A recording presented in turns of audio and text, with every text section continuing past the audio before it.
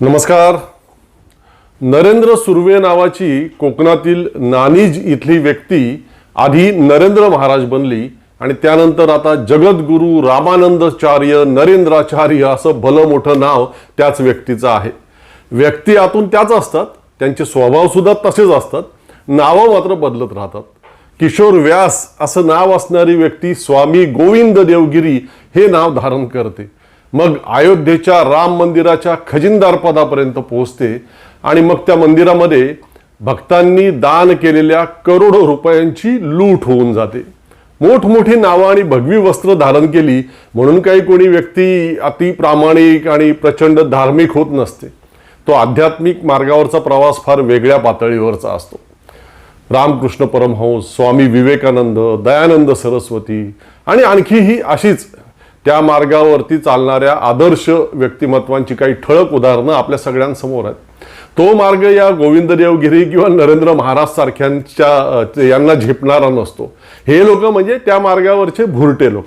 असो, हा नरेंद्र महाराज जेव्हा त्या नानिज परिसरामध्ये आणि नंतर महाराष्ट्रभर त्याचं बस्तान बसवू लागला होता, त्याच्या पत्नीने तेव्हा ते काय नरेंद्र लीलामृत वगैरे लिहिलं होतं आणि त्यात नरेंद्र महाराजांच्या केवळ स्पर्शाने किंवा पाठीत धपाटे घालून त्यांनी अनेकांचे असाध्य विकार घालवले, कोड फुटलेले लोक बरे केले, इतकंच काय मेलेल्या लोकांनाही पुन्हा जिवंत केले, असे अचाट आणि अफाट दावे त्या नरेंद्र लीलामृतमध्ये केलेले होते.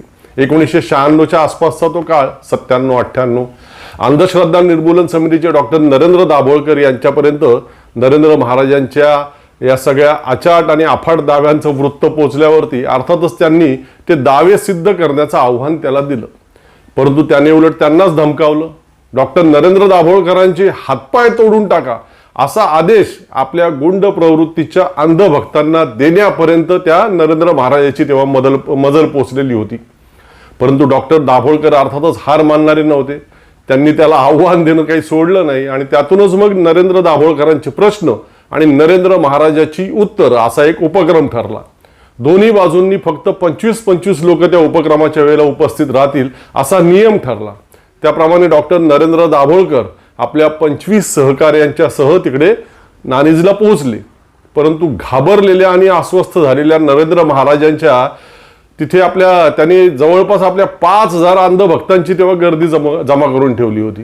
परंतु तरीही डॉक्टर डगमगले नाहीत आणि त्यांनी आपले प्रश्न त्याला अतिशय अगदी निर्भीडपणे विचारले. परंतु त्या नरेंद्र महाराजाला त्यापैकी एकाही प्रश्नाचं उत्तर धडपणे देता आलं नाही. त्याच्या स्वतःच्या पत्नीने लिहिलेलं नरेंद्र लीलामृत, ज्याच्या आधारे त्याने धर्माच्या या बाजारात स्वतःचं बस्तान बसवलं, त्यात केलेल्या दाव्यांशी माझा काहीही संबंध नाही असं बोलून तो मोकळा झाला. म्हणजे पहा, ती जुनी क्लिप अजूनही समाज माध्यमांवरती उपलब्ध आहे. या पुस्तकातील प्रस्तावनेच्या पहिल्याच ओळीत नरेंद्र महाराज हे गजानन महाराजांचे नवा अवतार आहेत असा उल्लेख आहे. यासाठी नरेंद्र महाराजांनी ते स्वतःला गजानन महाराजांचे अवतार मानतात काय हे सांगावे व शेगावच्या श्री गजानन संस्थानाने गजानन महाराजांचा अवतार असे स्वतःला म्हणून घेणारी व्यक्ती भोंदू आहे असे जाहीर केले आहे. याबद्दल आपले मत द्यावे. प्रश्न क्रमांक 1, त्याचं उत्तर असं आहे, हे प्रकाशित केलेलं पुस्तक हे ट्रस्टचे अधिकृत मत नाही की गजानन महाराज संस्थानाने केलेला खुलासा त्यांचा वैयक्तिक खुलासा आहे. त्यावर माझे काहीच मत नाही. पुढचा प्रश्न, नरेंद्र महाराज लीलामृत या पुस्तकात 19वा अध्याय, पान क्रमांक 200, प्रथम आवृत्ती, श्री राजाभाऊ लिमये यांच्या वहिनी सौ माधवी मोहन लिमये यांना फटका मारला व त्यानंतर लगेच त्यांच्या त्वचेवर पडलेले पांढरे डाग बरे झाले असा उल्लेख आहे. सौ लिमये यांनी हा मजकूर पूर्ण खोटा असल्याचे भाषणात तसे वृत्तपत्राच्या लेखी निवेदनात जाहीर केले आहे. नरेंद्र महाराजांना आम्ही हा प्रश्न विचारू इच्छितो की आपण खोटा दावा का केलात व एखाद्या स्त्रीला असा फटका मारणे योग्य आहे का? प्रश्न क्रमांक 2, त्याचं उत्तर असं आहे, लिमे वहिनींना मी फटका कधी मारलेला नाही. लीलामृत हे अनेक लोकांना आलेल्या अनुभूतीचे ते कथानक आहे. प्रश्न क्रमांक 3, नरेंद्र महाराज लीलामृतात श्री पांडुरंग पेंढारी यांची भावजे व श्री सुभाष कदम यांचे नातेवाईक मृत झाल्यानंतर महाराजांनी पुन्हा जिवंत केल्याचा उल्लेख आहे. अध्याय 2 पान क्रमांक 14 व अध्याय 9 पान क्रमांक 79 आवृत्ती 1. सदर व्यक्ती मृत होत्या असे तज्ज्ञ डॉक्टरांनी तपासून जाहीर केले, पण नंतर नरेंद्र महाराजांनी त्या व्यक्तींना जिवंत केले याबाबतचा कोणताही पुरावा समितीने वारंवार मागूनही 2 वर्षात सादर केला गेला नाही. आजही या बैठकीत नरेंद्र महाराजांनी हा पुरावा न दिल्यास त्यांचा हा दावा पूर्णतः खोटा आहे असे समितीचे मत आहे. यावर नरेंद्र महाराज काय सांगू इच्छितात? प्रश्न क्रमांक 3, या प्रश्नाचं उत्तर प्रश्न क्रमांक 2 ला जे आम्ही उत्तर दिले तेच आहे. आणि हा जो दावा आहे हा आम्ही केलेला नाही आहे आणि त्यामुळे त्याचा पुरावा देण्याचा प्रश्न उद्भवत नाही.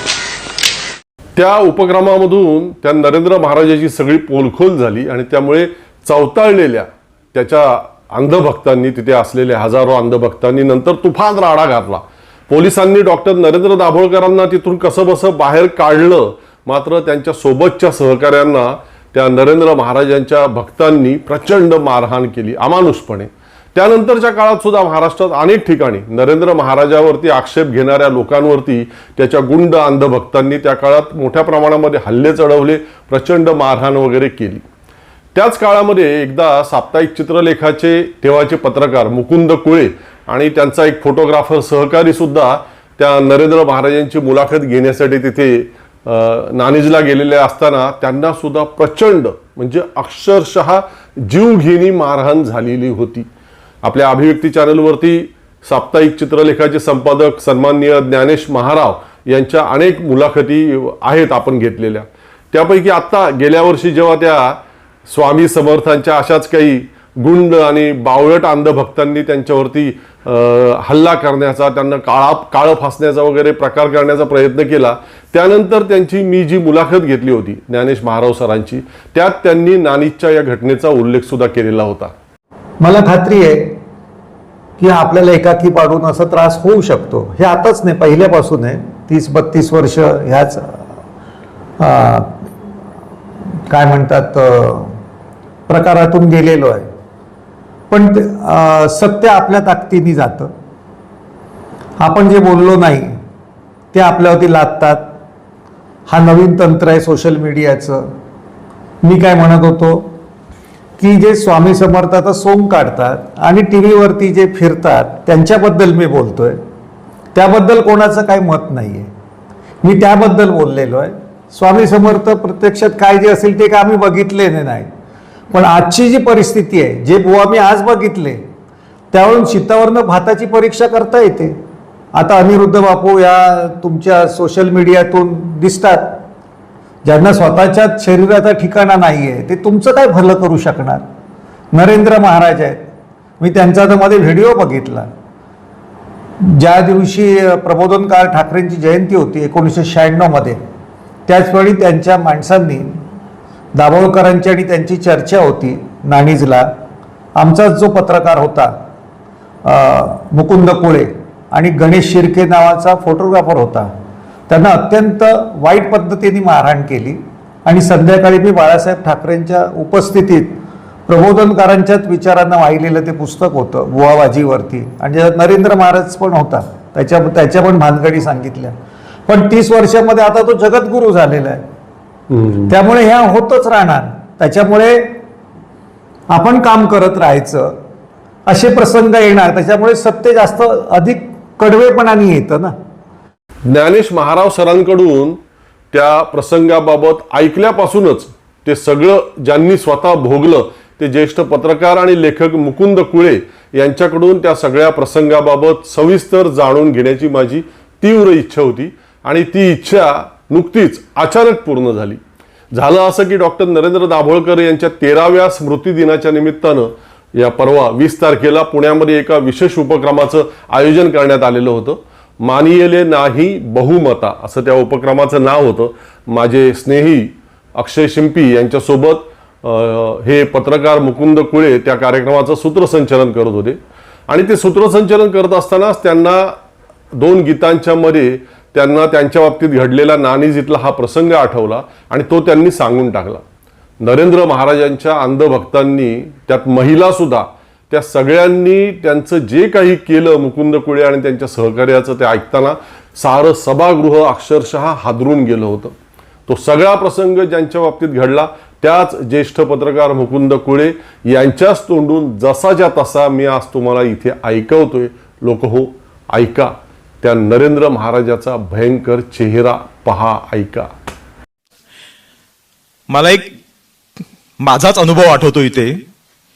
1998-99च्या दरम्यान अन्निसने नाणीजच्या नरेंद्र महाराजाच्या विरोधात आंदोलन सुरू केलं होतं. मी त्या बातम्या तर मी वाचतच होतो. त्या दरम्यान माझ्या गावातली काही मंडळी या नरेंद्र महाराजाच्या नादी लागली आणि मला आश्चर्य वाटलं की आतापर्यंत काल परवापर्यंत माझे हे विवेकवादी म्हणजे बऱ्यापैकी सारासार विचार करणारे हे मित्र एकदम त्या नरेंद्र महाराजाच्या नादी कसे काय लागले. आणि म्हणून मग मी त्यावेळेला चित्रलेखा साप्ताहिकात नोकरी करत होतो. मी माझ्या संपादकांना म्हटलं की अनिसने तर हे आंदोलन सुरू केलेलं आहे, पण माझे काही मित्र यांच्या नादी लागलेले आहेत त्या नरेंद्र महाराजाच्या, तर मी जाऊन स्टोरी करू का. तर ते म्हणाले कर. आणि मग मी त्यावेळेला डॉक्टरांशी बोललो आणि तिकडे वाटतं आपला वळंजू का तिकडे कार्यकर्ता होता अनिसचा, त्याच्याशी मी बोललो. आणि मी अर्थात वर्तमान काय म्हणूया की पत्रकार असल्यामुळे दोन्ही बाजू आल्या पाहिजेत, म्हणून मी तिकडे जाण्याआधी नरेंद्र महाराजालाही फोन केला की असे तुमच्यावरती आक्षेप घेतले जात आहेत, तर तुमच्यावरचे आक्षेप जे आहेत तेही आम्ही मांडू आणि तुमचं त्यावरती काय म्हणणं आहे तेही आम्ही मांडू. तर त्याने तो आधी म्हणाला की ठीक आहे ये म्हणून. आणि मी गेलो तिकडे माझ्या फोटोग्राफरला घेऊन. मी एक दिवस आधी गेलो. हे सगळे जे बुवा महाराज वगैरे असतात ना, त्यांची जी एक मोडस ऑपरेंडी असते की त्यांना जेव्हा प्रसिद्ध व्हायचं असतं ना, तेव्हा ते आधी आपल्या चमत्काराची एक पोथी तयार करतात. तशी या नरेंद्र महाराजांनी सुद्धा स्वतःची मी अमुक एक चमत्कार केल्याची पोथी तयार केली होती. तर मी रत्नागिरीत 2 दिवस आधी गेलो, ती पोथी मिळवली. त्यात त्याने अनेक नावांचे उल्लेख केले होते आणि मी कसं कोणाचं हरवलेलं मंगळसूत्र शोधून दिलं, कोणाच्या अंगावर कोड आलेलं मी घालवलं, असं अनेक किस्से त्यात त्यांनी चमत्काराचे दिलेले होते. मी काय केलं की मी त्या रत्नागिरीतल्या त्या माणसांना शोधलं आणि त्यांना जाऊन भेटलो. त्या भेटीमध्ये मला एवढं कळलं की तसं प्रत्यक्षात काहीही झालेलं नाहीये, पण योगायोगाने या माणसांची त्याच्याशी गाठभेट झालेली होती आणि त्याचा आधार घेऊन त्याने ते चमत्कार पोथीमध्ये लिहिलेले होते. आणि जेव्हा एखाद्या व्यक्तीचं नाममहात्म्य गाजवायचं असतं किंवा स्थळाचं नाममहात्म्य गाजवायचं असतं, तेव्हा स्थळपोथी किंवा व्यक्तिपोथी निर्माण केली जाते. तशी त्याने ती निर्माण केली. मी हे सगळे आक्षेप, सगळं तथ्य आहे ते जाणून घेतलं आणि मी जेव्हा त्याला भेटायला गेलो तेव्हा या सगळ्या तथ्याचा त्याच्यासमोर मी माझे सगळे प्रश्न मुद्दे मांडले. तेव्हा त्याने त्याच्या परीने उत्तर दिलं आणि त्यात त्याचं एक उत्तर होतं की आता जर ज्ञानेश्वर असते तर ते माझ्यासारखेच गाडीतनं फिरले असते, असंही त्याने मला एक उत्तर दिलं होतं. पण ठीक आहे, मी म्हटलं की तुमच्यावरचे हे आक्षेप आहेत, त्याला तुम्ही तुमची उत्तरं द्या. त्याने मला सांगितलं की कशाला तू हे सगळं करतोस, मी तुझा 5 लाख अंक विकत घेतो. मी म्हटलं मला 5 लाख अंक विकत घेण्याची काही गरज नाहीये, तुमचं म्हणणं फक्त मांडा जे काय असेल ते. आमचं बोलणं झालं. मी त्या नाणीजचे त्याचा एक खालचा गावातला मठ होता आणि एक डोंगरावरचा मठ होता. मी त्याची मुलाखत डोंगरावरच्या मठामध्ये घेतली होती आणि तिथून मी खालती उतरलो. त्याला मी उतरताना असं म्हटलं की मला एखादा फोटो छापायला लागेल त्या माझ्या रिपोर्टाजमध्ये, तर मी तुमच्या या डोंगराचा किंवा या आश्रमाचा फोटो घेऊ का. तर तो म्हणाला अजिबात नाही. मी म्हटलं ठीक आहे. आम्ही खालती उतरलो. आमच्या आजूबाजूला सगळे त्यांचे भक्त मंडळी फिरत होती. खालती आलो. तिथे एवढा 10 फुटाचा रस्ता होता आणि त्या 10 फुटाचा रस्ता ओलांडल्यावरती एक चहाची टपरी होती. मी माझ्या फोटोग्राफरला म्हटलं आपण चहा पिऊया, पण त्याआधी त्या टपरीच्या मागून काहीतरी फोटो छापावा लागेल, म्हणून त्या डोंगराचा तरी किमान फोटो काढ. त्याने त्या डोंगराचा फोटो काढण्यासाठी नुसतं क्लिक केलं आणि 10-15 माणसं आमच्यावरती जी काही तुटून पडली लाटाकाठ्या घेऊन, ही काही विचारू नका. मी त्यांनी लाथा हातापायाने बुक्के मारायला सुरुवात केली, काठ्या मारायला सुरुवात केली. सुदैवाने त्यांच्याकडे हत्यार नव्हतं, नाहीतर आम्ही हयातच राहिलो नसतो. पण त्यानंतर त्यांनी काय केलं की माझ्या फोटोग्राफरला ते वरच्या आश्रमात घेऊन गेले आणि मला खालच्या गावातल्या आश्रमामध्ये, आमच्या दोघांची विभागणी केली. आणि मी घाबरून त्यांना विचारलं की माझ्या फोटोग्राफर कुठे आहे. तर त्याने दिलेलं उत्तर असं होतं, त्याची खांडोळी केली आणि नदीत फेकून दिली. मला त्यावेळेला माझं तोपर्यंतच अख्खं आयुष्य माझ्या नजरेसमोर उभं राहिलं आणि मला वाटलं की आता आपली पण तीच गत होणार. कारण तिथे आजूबाजूला जो महिला वर्ग होता, तो महिला वर्ग असं म्हणत होता, मारा मारा, याच्या आतड्या बाहेर काढा आणि त्या काठीवर टांगून मिरवणूक काढा. मला आश्चर्य वाटलं की पुरुष तर पुरुष, महिला वर्ग सुद्धा एवढा अंधभक्त कसा काय होऊ शकतो? पण जेव्हा विवेकाचं भान सरतं, जेव्हा विवेकाचं भान सुटतं, तेव्हाच अशी अंधभक्त मंडळी निर्माण होतात, हे मला तेव्हा कळलं. आणि तेव्हा मला डॉक्टरांच्या या चळवळीचं मोल अधिक पटलं. आणि म्हणून आम्ही काय किंवा तुम्ही काय, आपण म्हणून ते मोल पटल्यामुळेच आपण आज इथे आहोत. ऐकलत काय म्हणायचं सांगा मित्रांनो.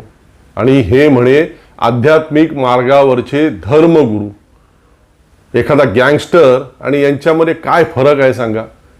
कसे काय लोक यांच्या सगळ्या भूलथापांना बळी पडतात आणि कसे काय या अशा लोकांच्या आहारी जातात, का आपल्या स्वतःच्या डोक्याचा किंवा त्यातील मेंदूचा वापर करत नाहीत, कळायला काय मार्ग नाही. इथेच थांबतो. धन्यवाद.